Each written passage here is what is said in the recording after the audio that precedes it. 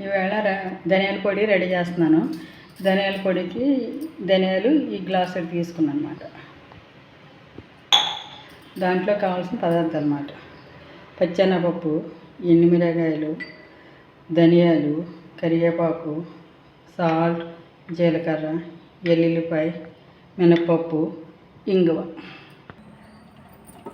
Stove వెలిగించి మూకుడు పెట్టుకోండి.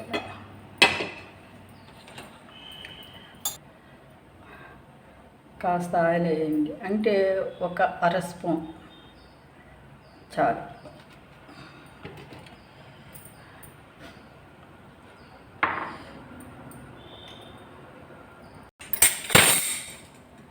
శనగపప్పు వేయండి,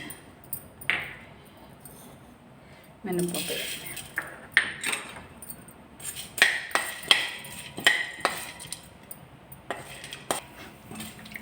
అవి కాస్త వేగాక సిమ్లోనే పెట్టుకోండి, కలుపుకుంటూ ఉండండి. అవి కాస్త వేగినాయి, ధనియాలు వేసి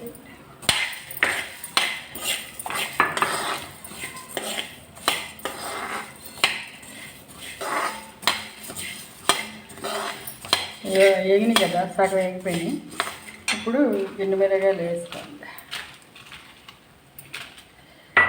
కరివేపాకు కడిగేసి వాడిదేసి గాలికి ఆరిలాగా పెట్టుకుని ఎండిపోయినాక మాట ఇలాగ వాడితే పిల్లలు ఉంటే వాడేసుకుని తర్వాత ఎండలో వేసి పెట్టుకుంటే బాగుంటుంది.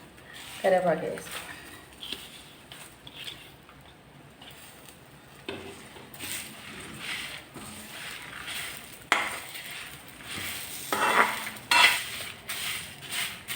ఇలా జీలకర్ర వేసుకోండి, ఎల్లుల్లిపాయ కూడా వేసుకోండి.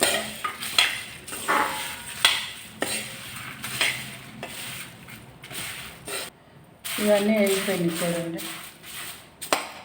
లాస్ట్ని కాస్త ఇంగువ వేసుకుని స్టవ్ కట్టేయండి. ఒక ప్లేట్లో తీసుకుందాం, చల్లారాక మిక్సీ పడదాం.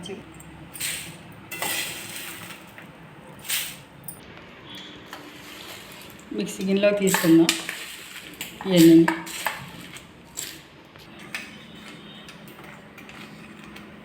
ఒక అర స్పూన్ సాల్ట్ వేసుకుని మిక్సీ ఆడేసుకుందాం.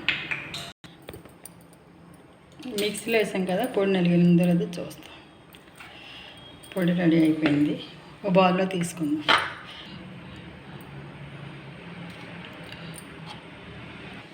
కారపొడి రెడీ అయిపోయింది. ఇవన్నీ నేను చెప్పినన్నిటికి సరిపోయినాయి. మీ ఉప్పు కారం మీరు చూసుకుని వేసుకోండి. దీంట్లో నెయ్యి వేసుకుని వేడి. దీన్ని ధనియాల పొడి అంటారు, కారపొడి అంటారు, రెండు అంటారు అన్నమాట ఈ పొడిని. దీంట్లో నెయ్యి వేసుకుని వేడివేడి అన్నంలో వేసుకున్న తిన్నా చాలా బాగుంటుంది. దోశల్లో బాగుంటుంది, ఇడ్లీలో బాగుంటుంది. ఇది మీరు తయారు చేసుకుని తిని ఎలా ఉందో రుచి నాకు చెప్పాలి. Please like and subscribe.